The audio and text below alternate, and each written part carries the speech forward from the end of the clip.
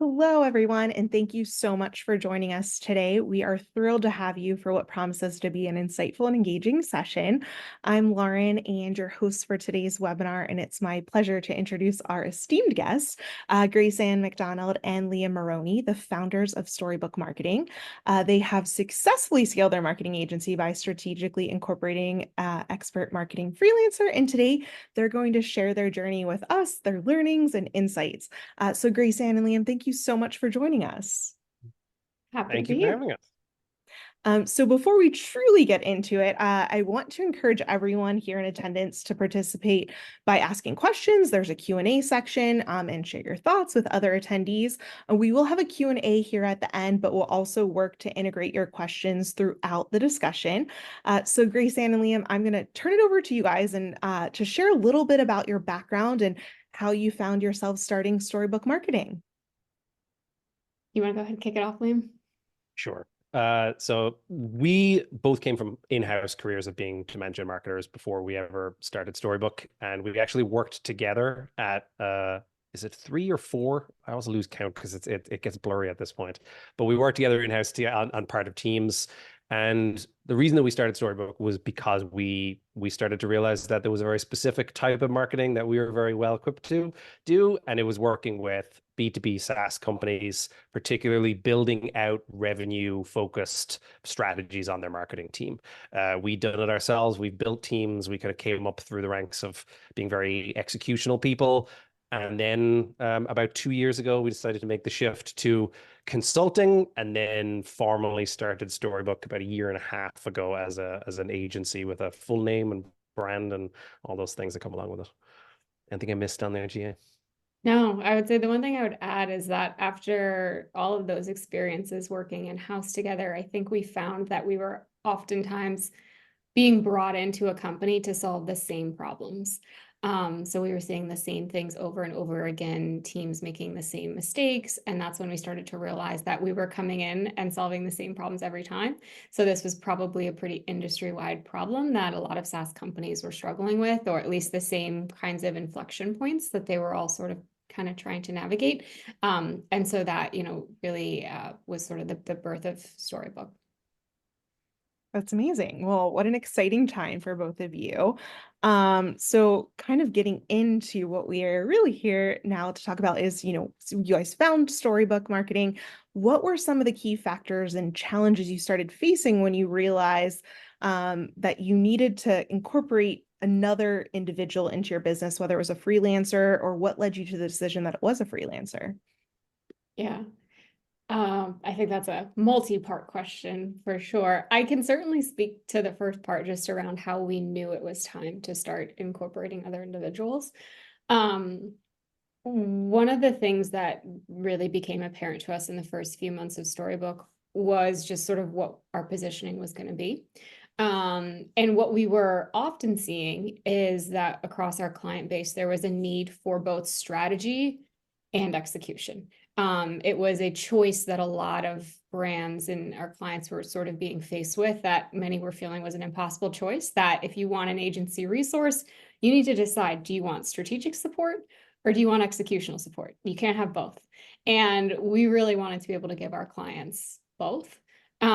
Because that's what a lot of them were really needing. They were needing that strategic partnership, but they were also needing some executional capacity to actually run these programs and execute those strategies. So that's really where this started for us, is when the need to deliver both strategy and execution started to reach beyond the amount of hours the two of us had in a day.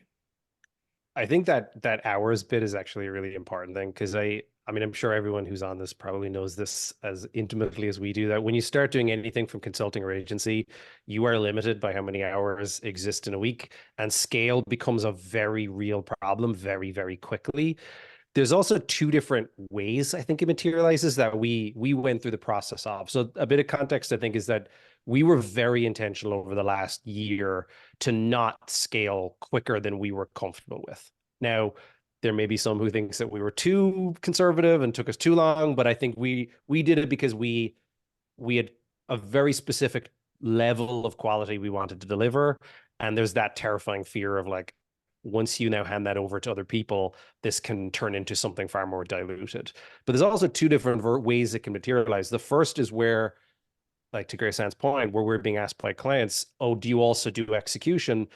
Sometimes that comes in the form of things we're not experts in. And so the question becomes, are there people that we can bring in who are experts in things that we are not, to add more skills and offerings that we don't have ourselves in our skill set?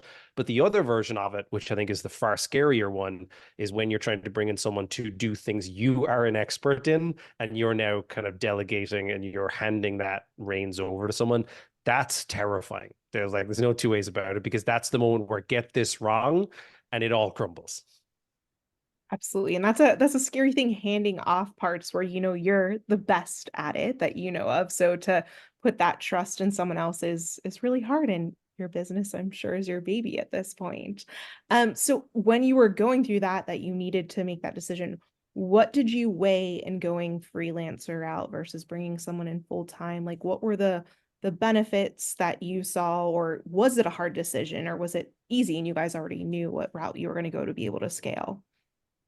I think we knew we wanted to resist full-time hires at almost every possible cost until it was overwhelming reason and security to do it. Because once you make that commitment, you now have an obligation to maintain certain levels. There's no flexibility in there. And it's something that it's a lot more painful to unwind. You don't want to have to hire someone only then to have to just correct that, because that's not the people that we wanted to be. So I think we knew we wanted to go down the path where we could contract, where we could freelance. Then I think that was obviously the direction we wanted to go in. The bit that was, I think, and I'm curious your thoughts on this, Jay, the bit that I think was hardest was, you intuitively think, oh, well, I should find people to delegate to, because I can control the quality. I'll tell them exactly what to do and they'll do it. But that often is the most inefficient path, even though it feels like it's the safest one, because you still do all the work. You're now just correcting the work to tell someone else how to do the work. So I think once we started to sit with it, like there was no real benefit to getting at least the stuff that we felt we were being really, really time constrained on. We needed people who were subject matter experts. And that's where I think, like, we knew that was the direction we went in. It was just like, how do you find someone who is good? How do you vet them? How do you go through all of that process? But I think it became obvious, like, they have to be people we don't have to micromanage, because that doesn't solve the actual problem we have. Yeah, I think that's exactly right. And that was one of the things that really jumped out to us about working with MarketerHire, was that they were marketers who could work autonomously and were subject matter experts in their fields. But also from our standpoint, it gave us a lot of flexibility versus full-time hires or sort of sourcing freelancers and contractors from our own networks. And that flexibility was really important in those early days, where the next month we could, double our revenue. We could bring on a whole bunch of new clients. There could be massive upside for all of us, and we could be able to give the contractor even more hours. Or things could take a turn. The economy was really uncertain last year, and it was a bumpy road for a lot of people. And we, have thankfully continued to grow, but that flexibility was really important for us in just being able to be agile as we continue to build our business. I would say with the volatility, the thing that, and maybe this isn't right for everyone, but it was definitely what worked well for us, was we worked really hard before we brought on anyone to make sure that we actually did have a consistent deliverable across clients to whatever degree was possible. Every account is different. Every political environment is different, but we wanted to make sure we weren't doing a completely different service in one client and a completely different in another, because it's very easy to go down that path. Companies go down this path. We work for companies who do the same mistakes, especially early stage companies, where you chase the people who will pay you. If someone says, can you do this? I will give you money. You'll go, absolutely, I can do that. And then you end up with half a dozen clients who look nothing alike. There's no economy of scale of like the same deliverable, the same deck, the same approach. It just doesn't apply. And until we solved that, there was never a good reason to bring on people that we could find efficiencies with, because there was no efficiencies to be made if the clients weren't similar. Absolutely. So you've you've gotten to that point where you have decided that it's time to hire a freelancer, you found MarketerHire. So did you build criteria that you were looking for, or how did you decide you were going to start evaluating those potential freelancers that were going to join your team? Yeah, it's a good question. And Liam and I talk about this a lot. And I always say it's hard to do something you've never done before. And so this was a very first time experience for both of us in terms of hiring someone for our business and sort of the first people and the first resources we were hiring for our business. But we'd both hired lots of teams internally. We'd both interviewed a lot of people internally. So I think we really drew from our experiences there, just to give us some guidance on what sorts of hard skills and experiences we wanted to have, whether they be certain systems or certain types of platforms or programs. And the way that we really weighed that was sort of like the time cost and investment on our side. If they didn't know this certain system, how much time would that take us to ramp them on that system and train them on that system? And was that beneficial for us? And, it's very different someone who hasn't used LinkedIn versus someone who has never used Salesforce. And those are two extremely different learning curves.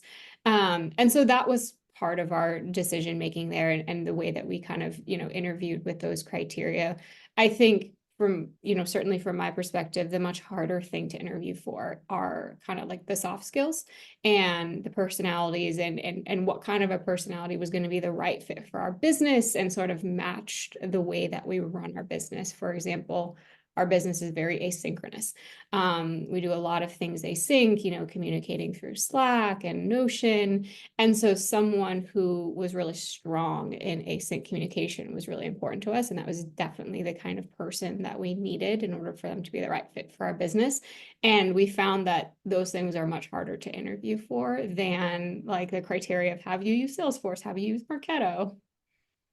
Yeah, Uh, it's so funny, the interview process, because I think we, like Graceanne said, like we're no strangers to interviewing candidates, but for whatever reason, this felt different, because especially when it's not, if you're hiring for someone full time, you feel like there's things you can ask, there's things you can kind of like probe on, because you're interviewing someone for the presumption of them being around for a long time, and you feel there's this kind of a weird, I don't want to say it's like awkward, but you're not sure where like the appropriate line is, because like if they're a contractor, if they've got other sources of income, you don't want to come across like you're like an overbearing potential person where they're like, I could do better than that. I don't need to deal with that. So I think you, I think we didn't get it right the first time, and I think that's important. I think we probably, and I think we try and pride ourselves on being nice, polite people. We probably were too polite and didn't push because we didn't feel that that was right.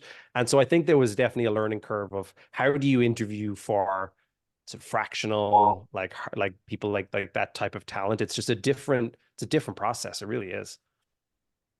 And do you feel like the process is different because your needs looking long term are different, knowing that you can scale differently, that projects kind of can have different time frames? Do you I see the think it's flexibility that helps, or? I think it's cause, I mean, for me anyway, I think it's because there's questions where you would feel totally different asking someone who is looking to come on as an employee, where, and I'm not, I was never this manager, but the like, where do you see yourself in 5 years kind of thing? Like it's hard to know, like there's obviously like it has to be mutually beneficial. And I think a lot of time the big decision that's hard when you're trying to bring on freelance talent is how long will they be around for? And how does that change the way that I interview for? Because if you think, oh well, best case I get 2 months out of this person, then I find another one, that's a totally different level of inquiry that you do if you think, okay, well maybe this is someone who's going to be a 6 month or even 12 month stint. And I think the thing I would say is that I think the landscape has very much changed. And I like, the good news is I think like fractional work and sort of freelance work is more normal than it is not normal now, whereas it wasn't a couple of years ago, where you kind of like didn't know what kind of like, were you really like part of the team. But even with clients that we're our clients, like we feel like we're part of their team. So I think we try and stay in that mindset, like we're as invested in their business as they are. And I think that you have to lean in and make the assumption that that's the way that the freelance talent will be too. Amazing. So having gone through that trial and error, which we all experience in hiring process, were there any questions or things you did differently the second time that you felt really made an impact from that you learned from your first round? Yeah. Um, I think, to give a really specific example, I think our first time around, as I mentioned, we're a very async business. We communicate a lot, over Slack, Notion, things like that. I think our first time around, we just sort of asked the marketers that we were interviewing, like, hey, this is how we run our business. Is that cool with you? And they're like, yes, of course. And we kind of just took it and left it at that. Whereas the second time around, we explained that this is how our business runs. And we asked the folks that we were interviewing to kind of give us examples of how they've worked like that in the past. Like, this is how we work. Is this how you're used to working? Can you explain to us how you maybe proactively would communicate this? How do you proactively manage this? Can you explain to us how you would typically set this up during your week? So we asked for more, examples and specifics to sort of back up the fact that not only do they enjoy working like this or have worked like this, but this is actually a strength of theirs, which was, again, a really important trait for us. Amazing. I think that kind of flows perfectly in my next question. You kind of mentioned hiring for the soft skills is hard, and one of the challenges you found was how they work. Can they work? So when it comes to onboarding, did you find that you've now started to ask questions that kind of easily, allow you to begin the onboarding process because they already kind of fit their working style, or the things they already know allow you to onboard them a little bit quicker, or not?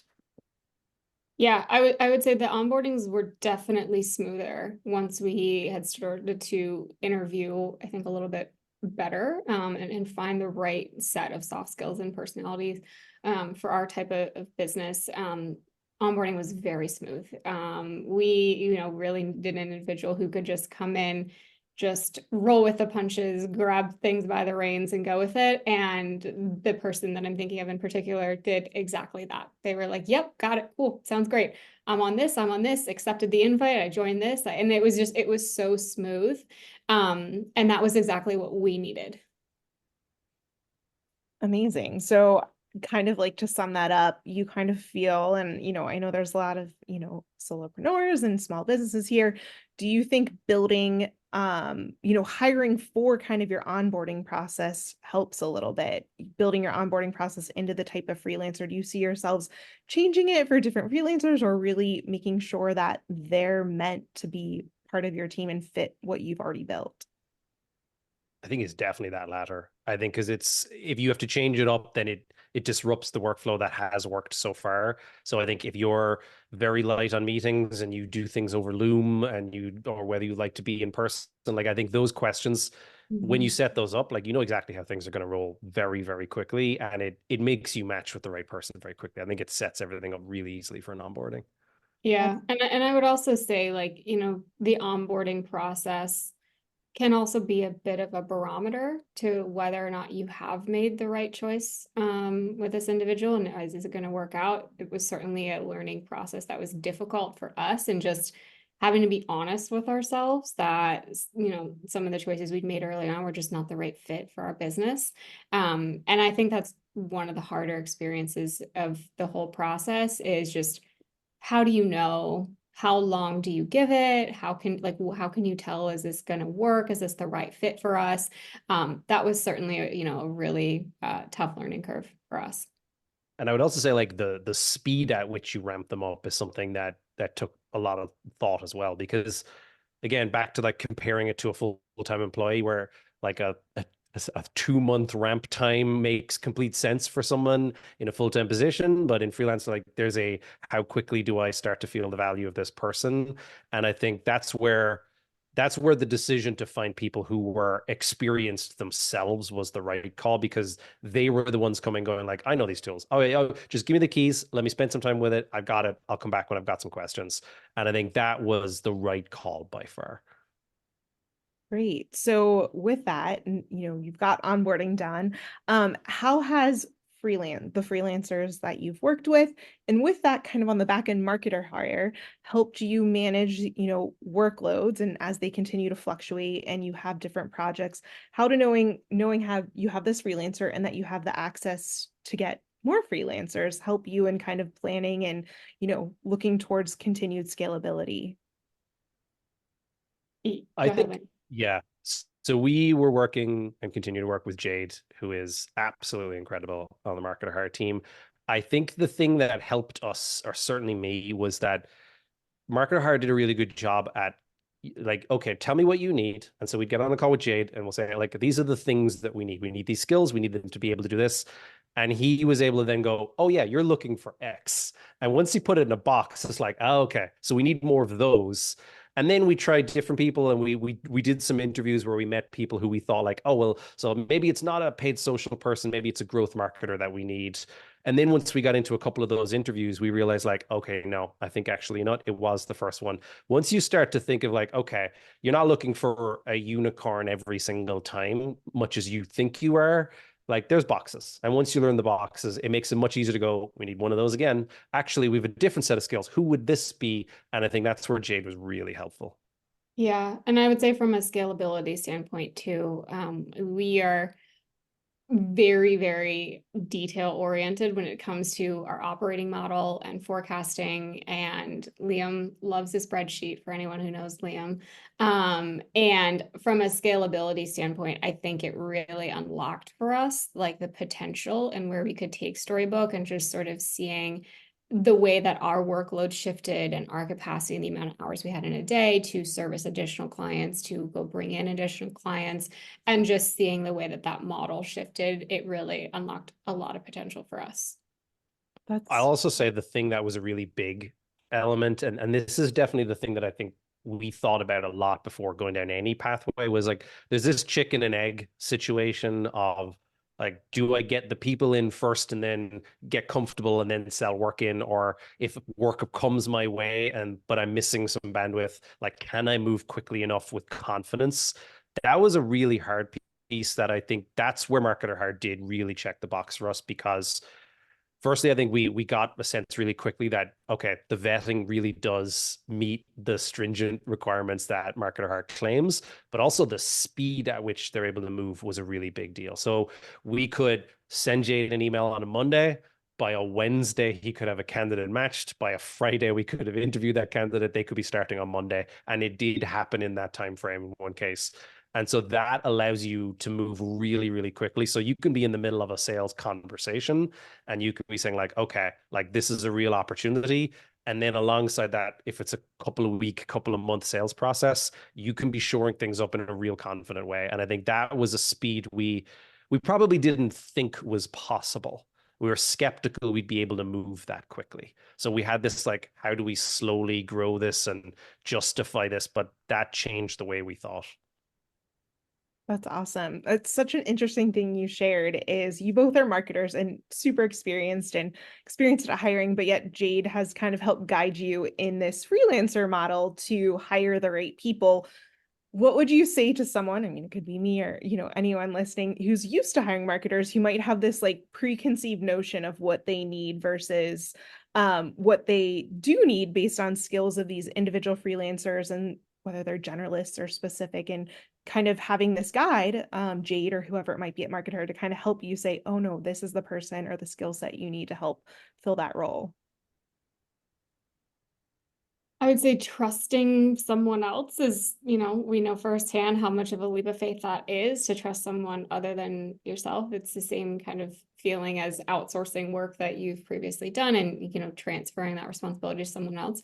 And it was definitely, we took it in baby steps. We were so used to just being hands-on and controlling every aspect of things to kind of take that leap of faith and trust Jade that he'd heard us. He knew what we were looking for, and that we were going to find a good candidate. And I think it's helpful to remind yourself that the trade-off that you're making by trusting someone else to do this is you're gaining speed, you're gaining time back in your day that you can then focus on other things. And I think that was helpful for us to just remind ourselves of that by letting go of control a little bit and just relinquishing that, we were getting something else in return. Amazing. It's really hard to do too. So you guys have talked about so many amazing, ways that you guys have been able to scale, but what has been the most surprising benefit? And it may be the same for both of you, or it may be different, of using freelancers to help you scale Storybook, and whether it's been changes as a business you've been able to make or wins that you've had. What has there been a surprise for each of you at all? I think this sounds so silly to say because it's the same realization you have as a manager when you finally like learn how to hire people and then trust those people. It's weird. Like, again, we've hired so many people over our careers and been managers, and yet it feels like this was starting from scratch. You know, whatever it is, emotionally, mentally, it wasn't the same. And I think a lot of that is because you build your agency off your reputation in the early days, like heavily so. Like we're bootstrapped, like we weren't like there's no deep funding in the background to sort of like build anything. So like we were building this relationship by relationship. And there's a terrifying moment where you go like, I now have to trust other people to be able to do portions of this. And I think it's the realization that trust that you've done a good enough job, and firstly make sure you did do a good enough job in operationalizing how you service customers. Once you start to see the repetition, once you start to go, we did this with the last client, then you start to go like, maybe this shouldn't be me next time because now we've done it. We know how it should go. Let's get someone who can do that piece. And then you start to realize like, oh, this is how it actually scales up. And you can, when you watch them do as good or a better job doing that than you would have done yourself, like that's a fun moment to see. Yeah, I would say mine is probably similar. As a small business owner, anyone who's out there is a small business owner knows that you are everything. You obviously have resources, in accounting and legal and things like that, but you are effectively everything. You are everyone. You have to do everything. And you're used to thinking about everything all the time. And I remember when we first started bringing on MarketerHire freelancers, I'd be coming in on a Monday morning thinking about like, okay, we've got to do this on this client. I bet this due today. We've got to do this. And there were things that we had mentioned to these freelancers, but we hadn't given deadlines or due dates for when we needed these things done yet. And I came in on Monday morning and these things were just done. And I was like, oh, this is what it feels like to kind of be scaling and like just transferring these responsibilities. Like this is the benefit of bringing on these resources. And then the amount of time that gave me back that day to go pursue other things. It was sort of that like, sounds really silly to say, but that like light bulb moment of like when you feel it and you're like, oh, okay, yeah, that's what this is. That's why we're doing this. Amazing. How do you see now that you've, had a freelancer and your business is growing, how do you see the role of freelancers as your business evolves 6 months from now, a year from now? Where do you see their role? Do you see it changing? Do you see it staying the same? Do you have a vision for it? I think go ahead. No, you go. I think we're figuring out the next version of this because I think there's other layers that then have to come in addition to this, where we to some degree have to figure out how to replace versions of ourselves at a strategic level. So I think long term there's a full-time meets freelance combination that I think we're trying to figure out, which is like, how do we have some internal structures that are constant and then we can scale through those ones. But I think it's definitely changed the way we think about, okay, now I can see how we add on 2 clients and 4 clients and how we get to this other number. I think there's new roadblocks come up when you get to a certain size. Like I think the first wave you go through with freelancers is you say, well, right now I could at max, and I was making up numbers, we could do 5 clients. But if I had a freelancer, I could do 6. And then if you figure out how you can do it with 2 different freelancers, well, that could get me to 8. But then you reach another point of diminishing returns where now you need to change the way that all of the freelancers work together. And like, so there's new tiers of challenges that come there. And I think that's where we're thinking to, because I think now we're able to project farther forward, where now we can see the pathway to a certain number. And then we're thinking about how we go beyond that number. Amazing. Yeah.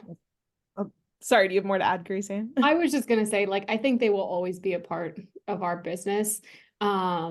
Agility and flexibility they're so important in any business, but especially in an agency like ours that's still in the early stages. That, to Liam's point, I think we will have some full-time structure, excuse me, but the the resource of freelancers will always be a part of our business. Amazing. Well, thank you both. We have quite a few questions, so I figure I'll start getting into these. And yeah, we'll go ahead and start with the first one. How can you impress brand expectations on a freelancer without spending all hours and hours of your time? Again, part of the onboarding process, but did you run into that, or how would you recommend handling that? I guess I would assume it's in regards to the brand expectations of our clients, maybe, and the way those programs are managed.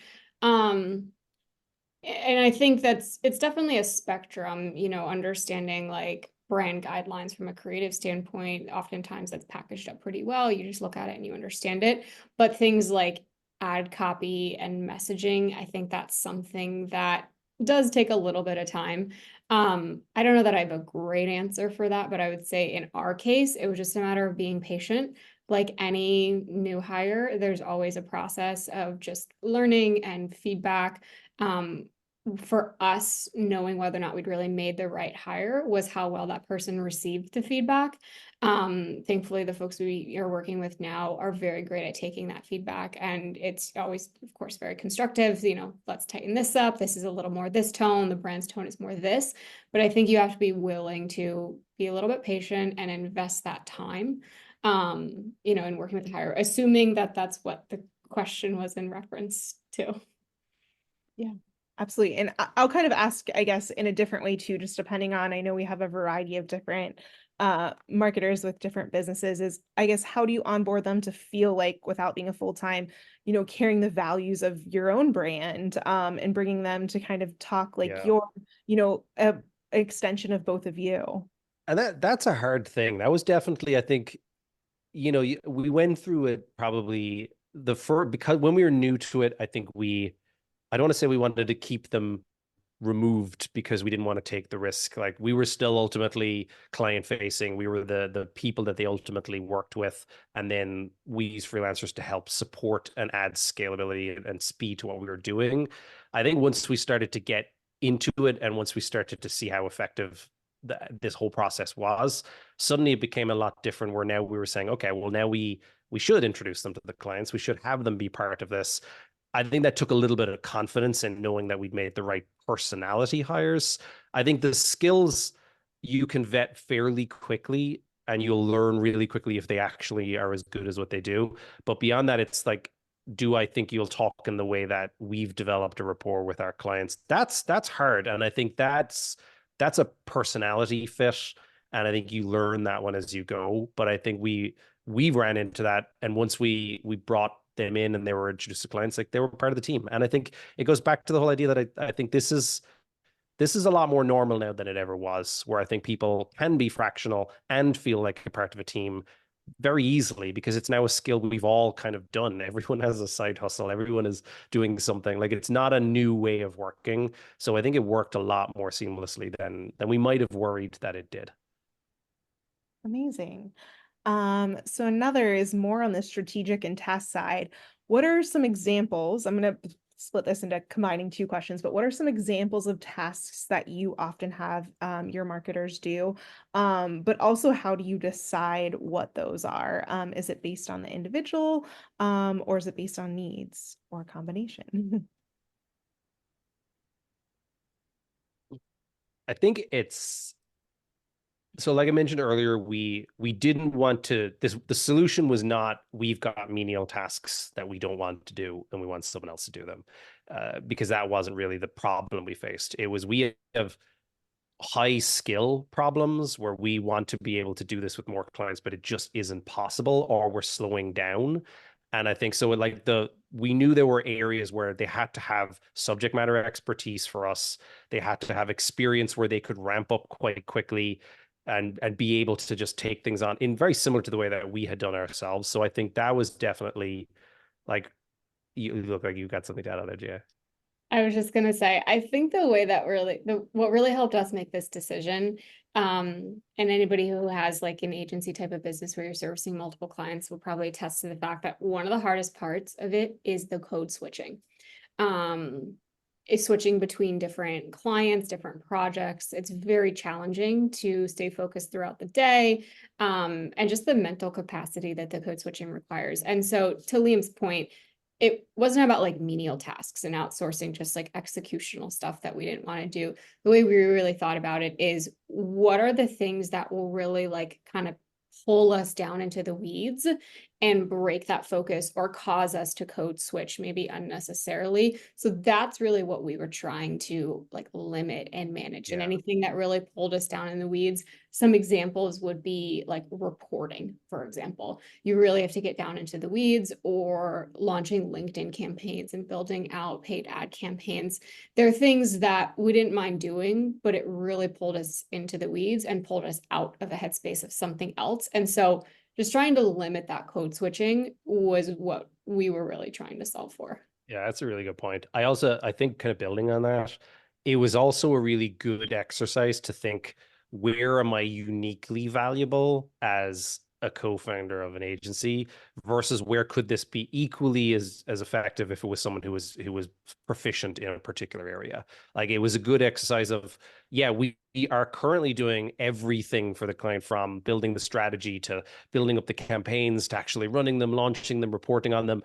But when you start to think about it across multiple clients, you start to see exactly kind of what Gio's saying. Like, there's, in our case, the strategy is our very unique differentiator.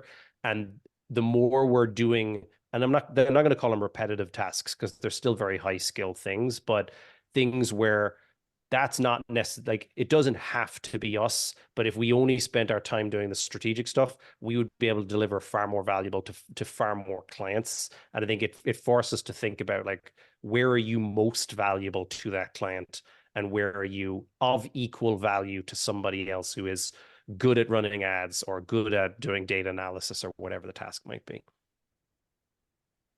Amazing. This is a little more specific. How long have the freelancers you brought on stayed, and is it impacted by projects or fit, or just availability? And what has that looked like and impacted how you guys have continued to scale? Yeah. I think we've gotten lucky in that we've actually expanded engagement with freelancers, so it actually, like, it worked so well that it was like, any chance you can go from 10 to 20 hours. So I think we got lucky with the fits, I think, in that regard. So they weren't like, we didn't want to do things in a short-term capacity, and I think it's playing out exactly that way, which has been really nice. Great. Are there any specific questions you now make sure to ask when you're in the interview process with new freelancers?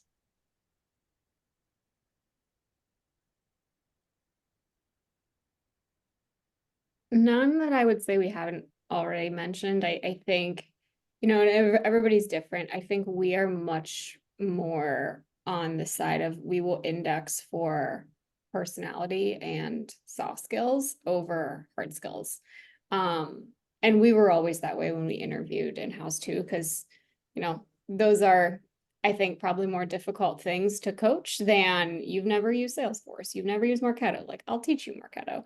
But for someone who doesn't maybe communicate proactively, that's a much harder thing to coach somebody on in our experiences. And so I think sort of those questions we ask around like async communication, proactive management of projects, those are probably our biggest things, just based on the way that we run our business and the type of person we need in order for this to be a mutually beneficial fit. I also think it's a lot more okay than you might feel initially to ask, like, what are you looking for? Because here's what we want, and does this feel like the kind of fit that you want? Like, if you're only looking for something that's going to be project by project, versus if you want ultimately for them to be feeling like a member of the team and around for 6 months, 12 months, however, like, the more upfront you are with that, the better, because maybe they are looking for, like, I don't think we assumed they weren't looking for that. I don't think that's fair to say, but I do think that we didn't want to assume that that's what people were looking for. But with one of our freelancers, he was very upfront with us that this was a much better experience than he'd had at other accounts. This felt like something he wanted to keep and stick around with, and he feels like a member of the team now. Like, it does feel genuinely like it's not, our meetings with them are not get on there and like only talk business. Now it's like, what you do for the weekend. Like, it feels very like having a team member, and it really does go that way. And I think being upfront about that, it's it saves everyone a lot of potential headaches down the line, because like if you are looking for someone long term, you should let them know pretty upfront, because they may not be, and that's totally fine.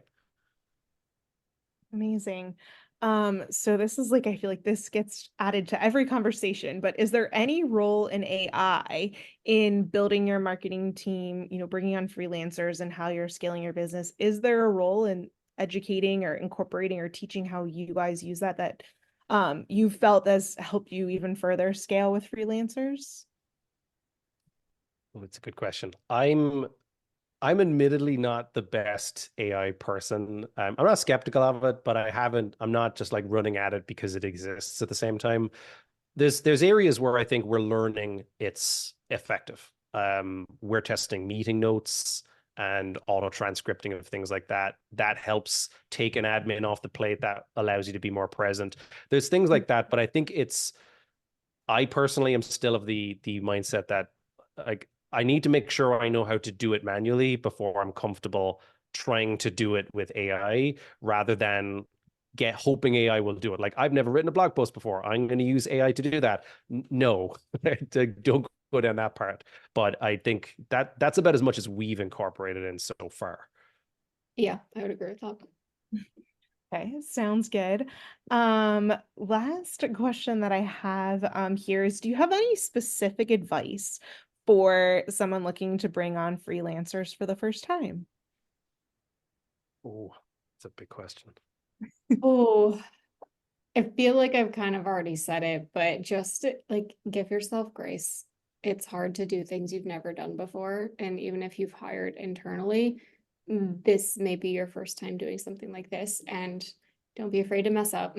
That was one of our biggest fears, was that, we have to get it right. What happens if we get it wrong? And if you get it wrong, it's okay.